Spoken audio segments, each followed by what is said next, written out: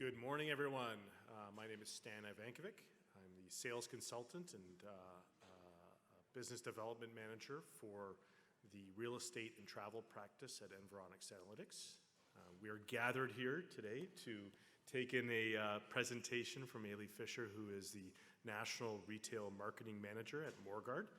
Eilidh is going to take you through a presentation on how they're leveraging data and analytics for insights on their national marketing programs, as well as applying that locally to a number of their malls across Canada. So I'll stop talking, which I know everyone wants me to do, and I'll introduce Eilidh. So thank you, Eilidh.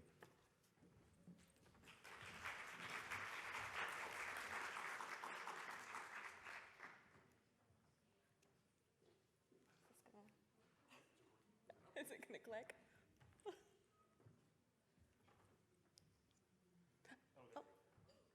I've gone too far.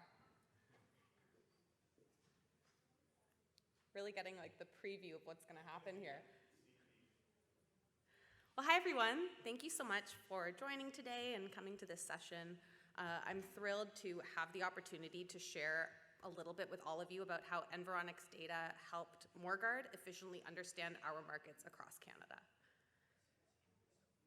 Just trying to get back to my first slide here. My name's Eilidh. Written down, it does not look like how it sounds. I've been with Morguard for about 4.5 years, and I've been working with Environics for about that long as well. I'm the manager of national retail marketing for Morguard's 18 enclosed Canadian shopping centers.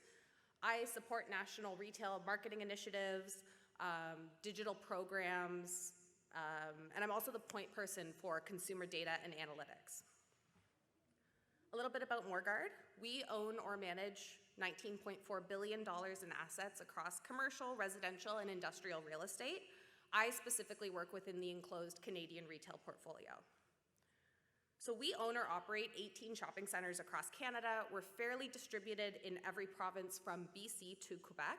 Some fun facts about our properties: we actually own 2 of the most northernmost malls in Canada, which are in Prince George, BC, and Grand Prairie, Alberta, if you're familiar. So I don't do too many visits in the wintertime. We have a lot of diversity in our retail portfolio. We have strong urban shopping centers that have lots of national retailer representation and very strong nearby competition. And we also have shopping centers that are really the dominant enclosed shopping center in their trade area.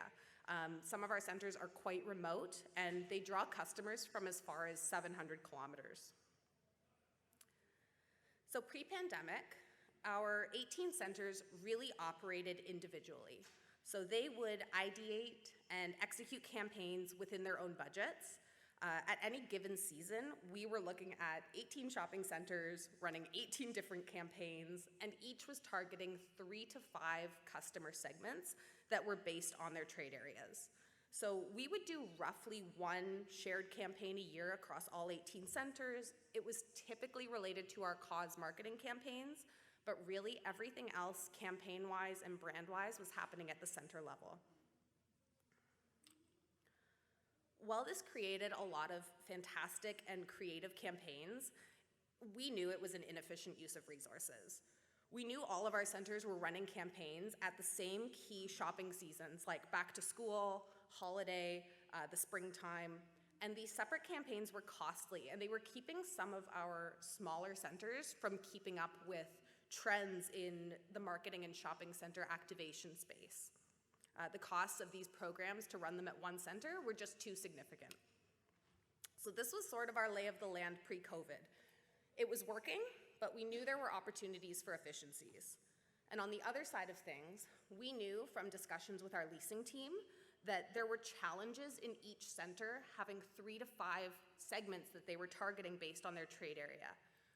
We were seeing very similar PRIZM segments making up dominant segments in center trade areas.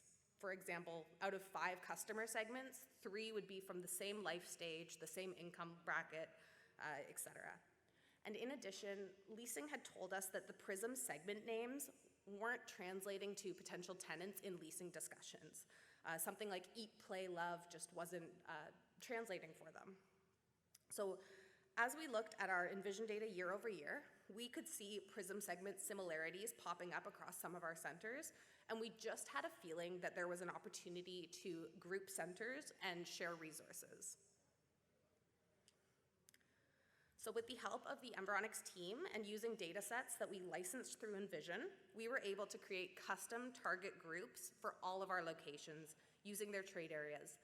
And we identified similarities and differences in groups across the portfolio to create clusters that could be used for center marketing. So the first stage of the project was looking at our PRIZM segments to create custom target groups. The next stage was bringing these groups to life with hundreds of variables and quite a large segmentation exercise.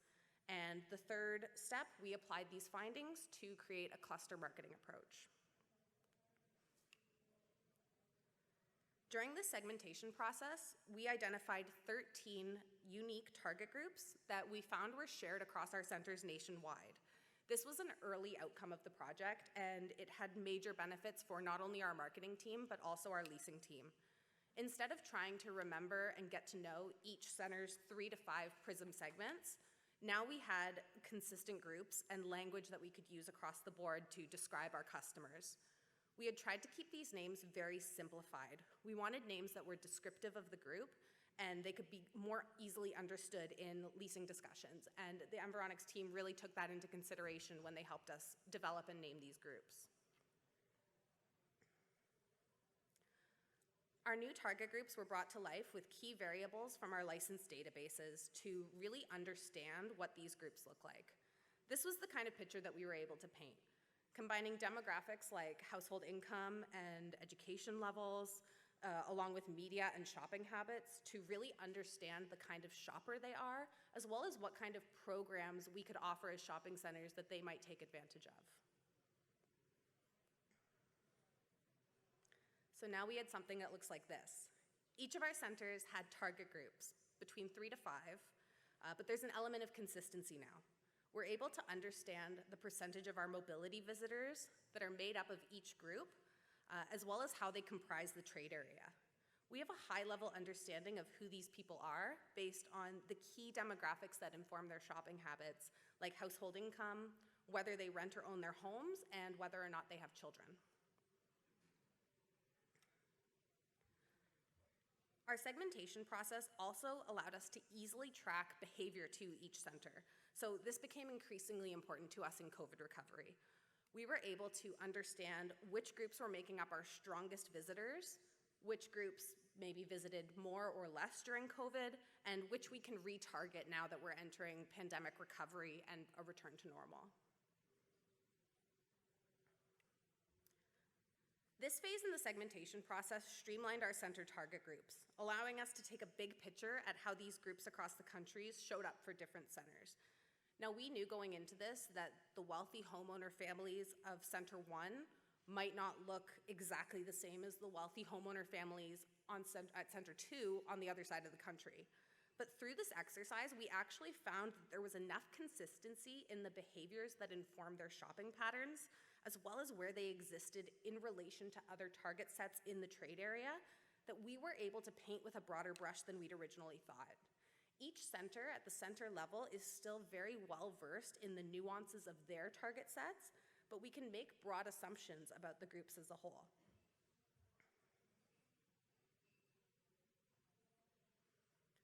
The streamlining of our target groups was an extremely effective development for our leasing team. Using target group insights, we successfully encouraged a tenant to open their first Southern Ontario location at one of our shopping centers, first through a temporary pop-up and later through a large format permanent location. This retailer was specifically in the sporting goods space, and we were able to provide very compelling evidence that the family segments that were making up our trade area and our shoppers were a strong fit for their brand. They did their own independent analysis of the trade area. They found that the data was aligned, and they actually targeted families during their grand opening by sponsoring the center's Santa experience. They offered gift cards to families that booked a Santa photo. So this ended up being an extremely successful launch, not only for the tenant, but for the shopping center, and we were able to bring something really high value to our target groups that we knew would respond well to this kind of retailer.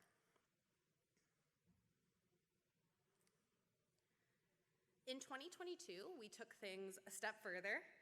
We evolved the segmentation exercise from the previous year into a cluster approach for our center marketing to enable a sharing of resources. Now, we knew, as I mentioned at the beginning, there was just too much of a spectrum across our centers to group everyone together. I mentioned that our centers range from very large centers in urban locations with significant national retailer representation to small service-oriented centers that are focused on essentials like medical and grocery. So we knew from the get-go that the same creative would not work across all of our 18 centers, and we knew we would have to break this down further. The key drivers behind the clusters were looking at not only similarities in the target groups that we built, but also the location and retail mix. So were they located in a similar urbanity? Did they have representation of national retailer, or was it more mom and pop shops? Or was it service tenants? And the size of the center and the corresponding marketing budget was the last factor that we took into consideration as we clustered our centers. So we ended up with 3 clusters. We've named them our urban cluster, which is made up of our largest centers with strong national retail presence in urban and urban fringe locations. Our family cluster is comprised of centers that are located in smaller, suburban, and rural markets, a slightly more local but growing retail mix with some national retailer representation, and a very, very strong presence of family target groups. And lastly, our community convenience cluster, which is comprised of our centers that combine a retail mix of services and essentials like grocery in urban and suburban locations. Our first cluster campaign launched in the spring with a campaign launch and a Mother's Day activation, and we have just wrapped our back to school campaign across all of our centers. Next up is going to be a holiday campaign and a Black Friday activation for all of our centers. These clusters have really helped us in streamlining our branding and creating an identity for our shopping centers, which has been really critical coming out of COVID, where we had so much mixed messaging from safety protocols to bylaw signage to welcome back materials. And anyone who's in the audience here from the retail or shopping center space, you know that there are way more campaigns and activations in a year than just the shopping seasons that I've laid out here. Another really, really fabulous outcome of the cluster campaign has been that we've been able to streamline a real brand for our shopping centers so they can augment their own campaigns in between these key seasons. The work that we've done on developing the national activations actually echoes throughout the year as the centers execute their own initiatives that speak to not only their center, but the nuances of the target groups that are in their trade area. We've also seen an increased culture of sharing among our centers and our marketing team as they can now more effectively share brand materials that they develop and ideas with the other centers in their cluster. So this has really been a nice outcome of the project and has been something that we've seen really fostered, again, as we enter that post-COVID world. The Environics variables were critically important to the agencies that we worked with to craft our cluster campaigns. So we did engage an agency for each of the 3 clusters. Every decision that we made, from color choices to stock photography to the kind of wording we use, was informed by dozens of envisioned variables. We also provided our agency with customer survey results that were from surveys that we executed at 2 different stages of COVID recovery to really understand what our customers want and need from their local shopping center post-COVID. We collected postal codes during this survey process, and we were able to append the responses to PRIZM. So we could actually see how the insights that we were hearing from the surveys lined up with the assumptions that we were making about our target groups. And we could also see which groups were more likely to respond to surveys and engage with us, and whose feedback we might be hearing more than others. The cluster campaigns have both streamlined our marketing efforts and they allow individual center marketing budgets to go further. By sharing resources, there's an opportunity for our smaller centers with smaller marketing budgets to remain really competitive in their markets. And the centers can now keep up with these amazing digital and phygital trends that we're seeing in the shopping center activation space.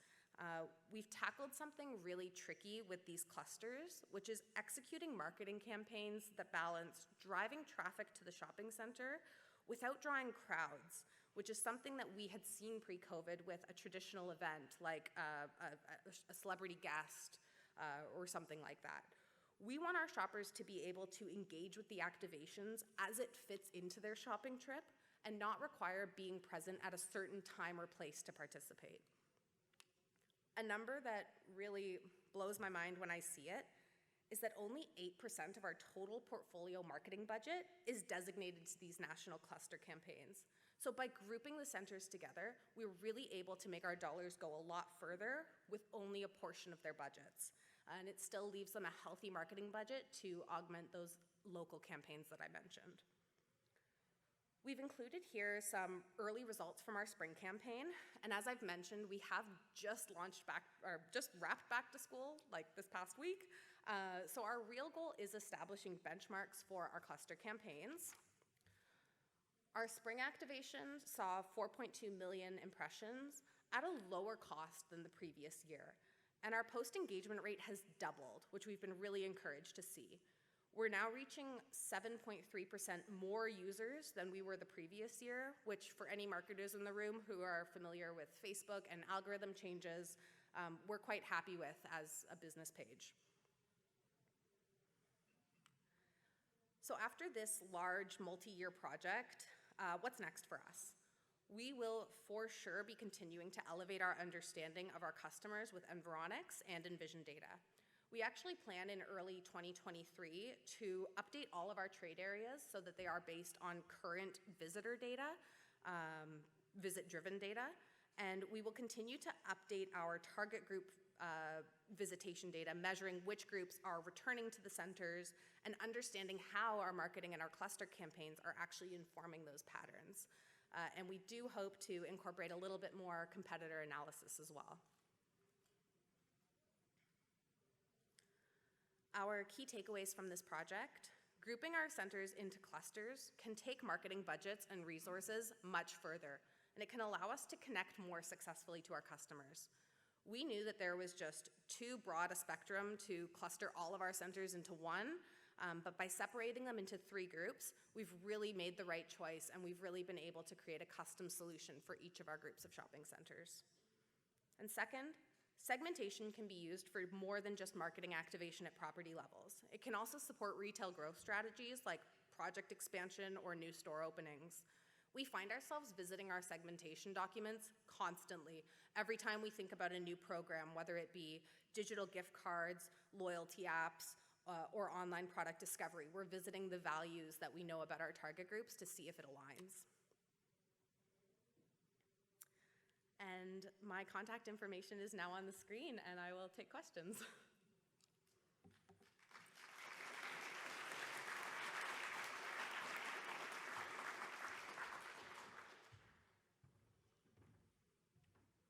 So we're just going to get a mic out here if anyone wants to grab the mic and ask a question.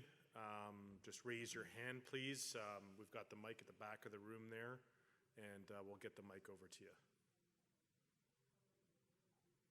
Okay, got a question over here.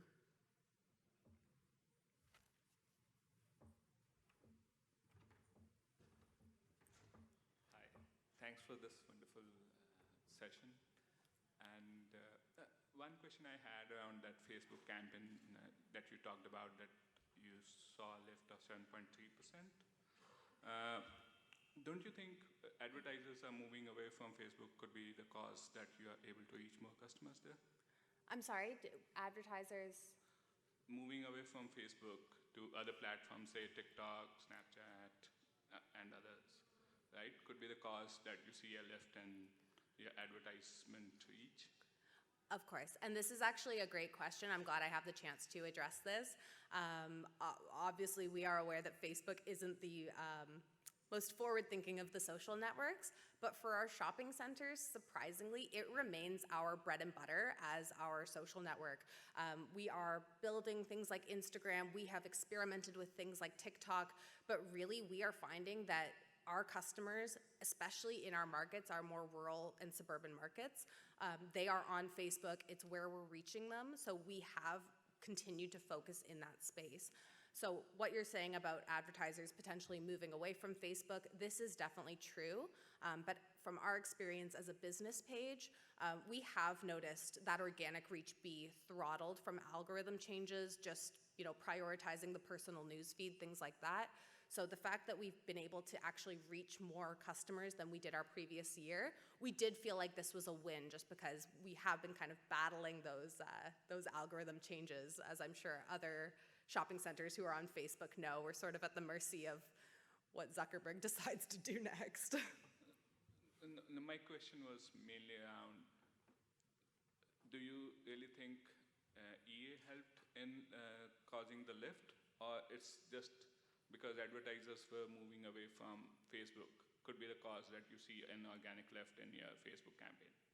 Do we feel that EA, I'm so sorry, I'm Okay, so I'll struggling to repeat my hear you. question. So do you think EA cluster information that you got from Envision helped you align your Facebook campaign to see the lift?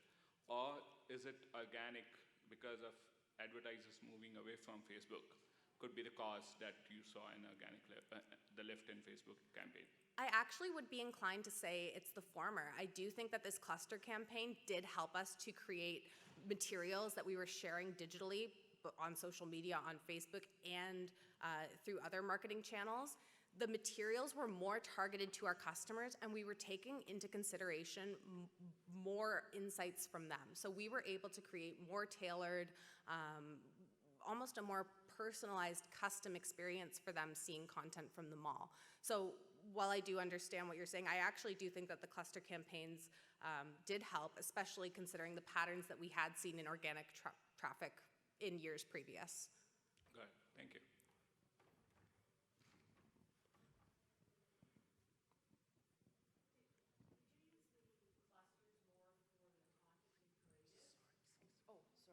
Did you use the clusters more for the content and creative and branding, or were you able to push those clusters through to Facebook? I would say the former. So right now, the stage that we're at with this project, we've really been using our clusters to inform the kind of materials that we're putting out. So as I mentioned, sort of through the year since the start of 2022, we have been working with our agencies, and we provided them just a wealth of information about our target groups. And so a lot of the branding choices that we've made, from taglines to stock photos to even the kinds of campaigns we're running, whether they involve a digital online experience or something that's in mall at the center, has taken the cluster campaigns into consideration. And I think something we do want to do more and more is really moving that into a targeting and an ad strategy on Facebook, like you've mentioned. So I would say we're getting to that point, which is very exciting to see how the cluster approach applies to that. I might just add something to Yeah, that as well. by all So means. just on the sort of Facebook side of things, I know there was a bit of a session on digital targeting or a panel earlier. So there are some limitations in kind of executing on PRIZM and other data within Facebook, unfortunately. But there's tons of other platforms out there and partners that allow you to activate with PRIZM, whether it be out a door, whether it be over a dozen DSPs. Facebook happens to be a bit of a walled garden in terms of how you target in it, though. So there are some limitations there for sure. Yeah, and I can add actually to that, a lot of the targeting that we do with things like our ads as they relate to the clusters would be, targeting parents of specific age children or, people who are falling into a certain bracket that we know of based on the clusters. So we're excited to move more into doing a little bit more of that. Hi, are you seeing that your cluster campaigns are resulting in tangible results like foot traffic, sales, and are you having these conversations with your clients as well to let them know of the results? Absolutely. So I'm now wishing that I actually put the number in my notes in front of me. But as far as a return to normal with traffic, we have really seen our traffic at our shopping centers across the board increase. And while that is obviously related to a return to normal, people can go out more, people are, wanting to go out and shop in person. We also feel that just elevating the brand and elevating the kinds of activations and campaigns that we are doing is driving traffic. So we have seen traffic peaks at the seasons that we've mentioned. So our back to school activation, we saw significant traffic peaks as well as spring. We've also seen significant raises in other things like our gift card sales. So we're noticing that those numbers are going up as correlating to the seasons that we are doing these national campaigns. So that's been quite exciting, and our tenants have been very excited to see this elevation of the brand. We're really strongly sharing the brand guidelines with our tenants, things that we're doing in the space. We've seen a lot more tenant participation. We're getting emails asking if they can, be involved in the back to school or Black Friday campaign because they've seen how successful the back to school was. So we do feel quite encouraged that they are responding well as well, because you're right, those are our customers in addition to the customers who are actually visiting the shopping center and doing the buying. I got one for you too. Oh, hello, how are you? Good. You referenced surveys Yes. as well, and just wondering if you do any additional research, other methodologies layered into the EA tools that gives you a deeper dive on the actual customer behaviors. Do you find you don't need any additional research in addition to EA, or because we're in the same business and we just find there's a lot of questions from ownership groups looking for a lot deeper information on those customers? Yeah, I will say that a lot of our understanding of our customers, a lot of our data does come from Environics. We do license a number of databases, and we've been really engaged. I can't say enough about the Environics team who's here with me. I'll go to them with an idea and they'll tell me what kind of database can answer that question, or what kind of analysis we can do. So we use things like mobility data, we use the optics vivid data, we use demostat trends. So we just feel like there's such a wealth of data available through EA, because it all works together so well. That really is our bread and butter for data. But we are doing customer surveys, so we do feel it's important to also reach out to our customers regularly, do national surveys. We obviously offer an incentive because people love a gift card to give their opinion. And by asking for the postal code in that survey process, we can append it to PRIZM, like I mentioned, which has proven to be incredibly helpful.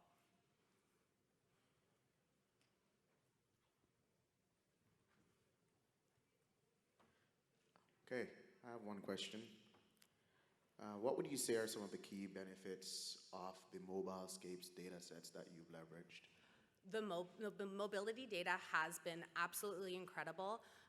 Again, for anyone who's in the shopping center space, for us previously, our trade areas were really established based on intercept surveys. So we were capturing people in the shopping center, but as far as the size of a data set, it was not anywhere compared to what we're able to do with mobility data. We're able to actually understand who is going into our center, when they're most likely to visit, days of the week, hours of the day, it just goes on and on. So the mobility data, we've been using it since 2018, and we have really moved away from, not moved away, we're using both, but I would say we are moving more away from just trade area boundary data to being more focused on mobility data. And as I mentioned, one of our goals that's coming up is that we would like to redraw our trade areas based on visitors from the past 2 years, because we do feel like sort of understanding who came throughout the pandemic, who's coming now, sort of adjust those guidelines if there is an adjustment to be made to the boundary based on actual visitor traffic is going to help us deliver even more targeted information to our trade area, our new trade area. So unfortunately, we do need to wrap up, so thank you very much, Eilidh. We're right on time and we're right on schedule here, so I just wanted to wrap things up. I know there's a few other questions there. You've got our contact information right there. I'm going to hazard a guess you'll be okay to accept some emails or phone calls with some follow-up questions. In terms of next sessions coming up, just wanted to ensure that everyone's aware of the next sessions that are coming up, and hopefully it's going to pop up, or if it's not, there we are. The 3 ballrooms that we have here, the sessions will be starting shortly. We've got the session with the Vancouver BIA and the ECDO, the Alberta Blue Cross session, as well as the EV panel in the various ballrooms throughout the Grand Ballroom here. And we wanted to thank you for your time and thank Eilidh once again. Thank you, everyone.